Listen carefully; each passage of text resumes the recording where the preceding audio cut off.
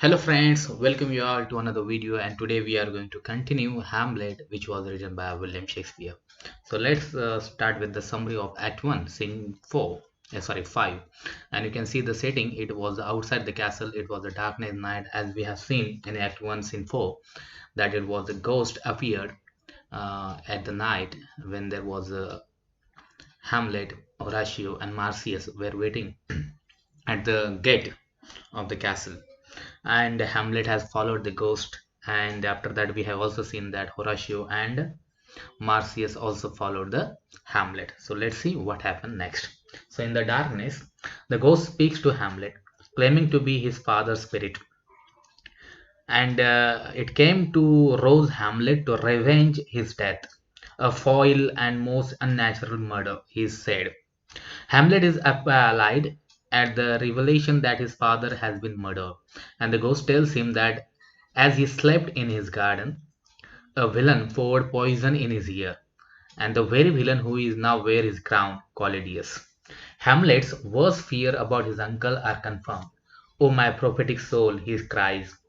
The ghost exhorts Hamlet to seek revenge, telling him that Collidius has corrupted Denmark and corrupted Gertrude, having taken her from the pure love of her first marriage and seduced her in the foul lust of their incestuous union. But the ghost urges Hamlet not to act against his mother in any way, telling him to leave her to heaven and to the pangs of her own conscience. As dawn breaks, the ghost disappears. Intensely moved, Hamlet swears to remember and obey the ghost. Horatio and Marcius arrive upon the scene and frantically ask Hamlet what has happened. Shaken and extremely agitated, he refuses to tell them and insists that they swear upon his sword not to reveal what they have seen. He tells them further that he may pretend to be madman, and he makes them swear not to give the slightest hint that they know anything about his motives. Three times the ghost voice echoes from beneath the ground, proclaiming "Swear," and Horatio and Marcius take the oath upon Hamlet's sword, and the three men exit toward the castle. As they leave, Hamlet bemoans the responsibility he now carries. "The time is out of joint, O cursed spite, that ever I was born to set it right." And here the Act 1 Scene 4 ends. Here the Act 1 also ends.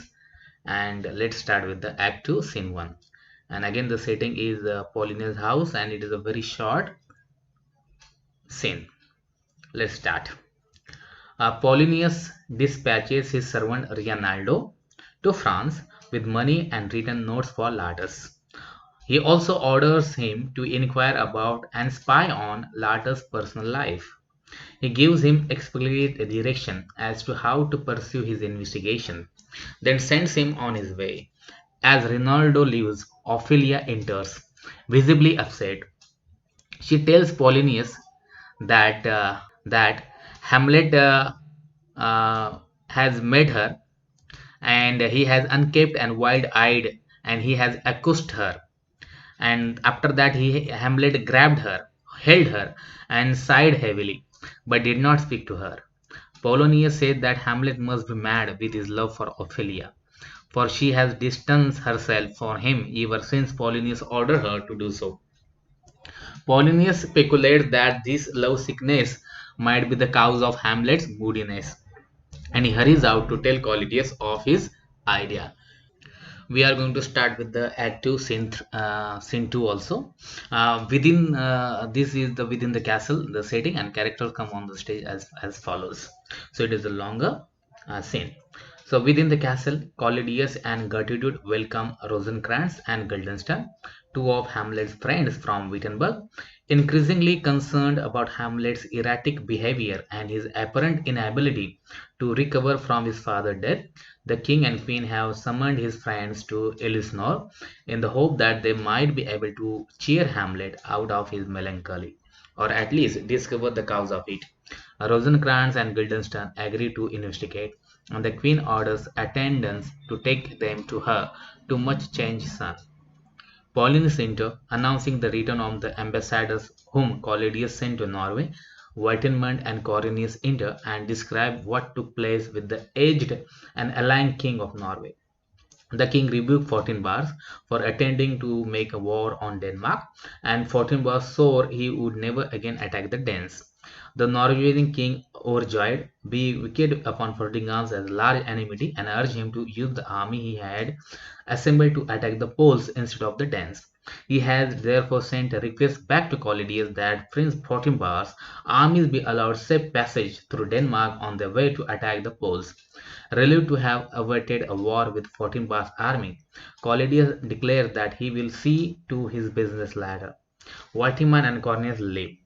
Turning to the subject of Hamlet, Polonius declares, after a wordy preamble, that the prince is mad with love for Ophelia.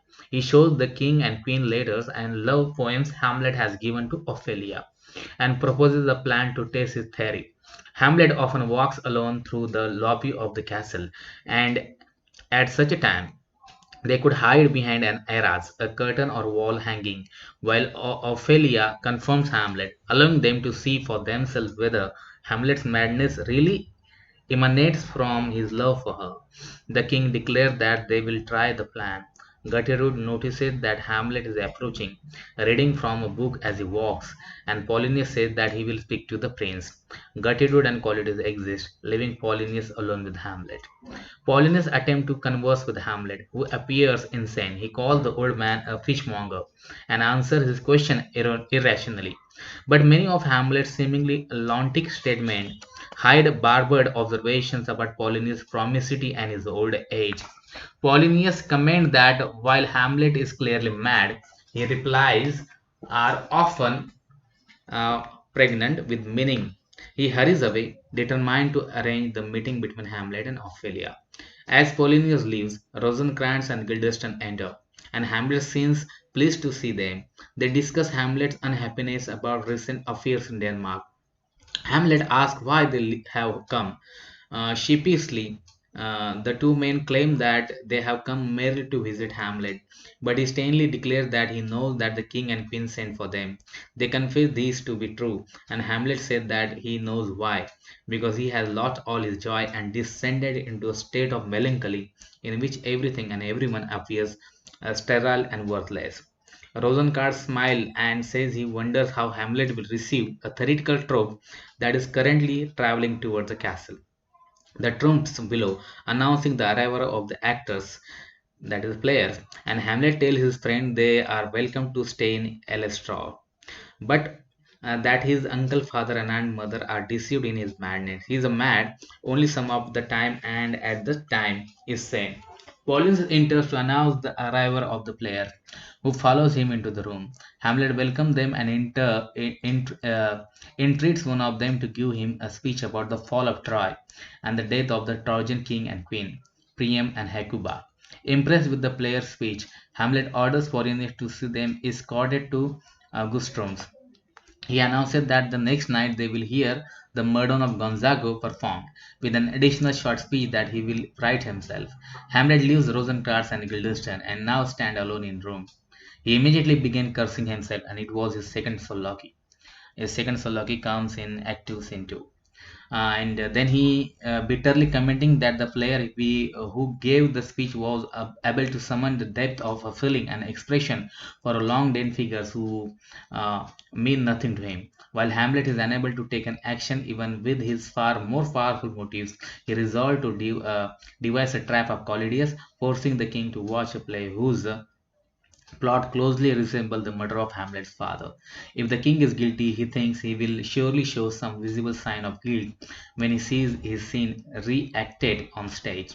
Then Hamlet reasons he will obtain definitely proof of Collidius' greed. The play is the thing, he declares, wherein I will catch the consciousness of the king. So guys, here we should stop, and we will see in the next lecture. Thank you for watching.